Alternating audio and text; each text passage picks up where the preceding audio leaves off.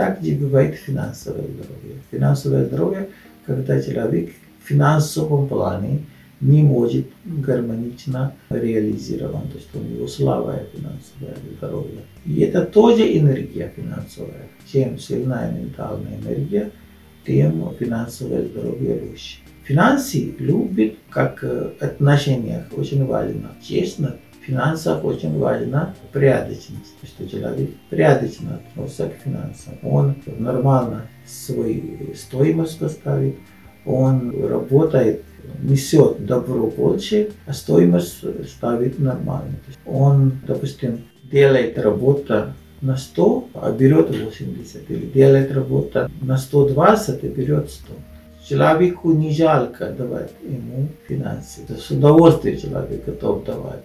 И еще 10 человекам его рекомендовать. И такие случаи человека финансы сами идут.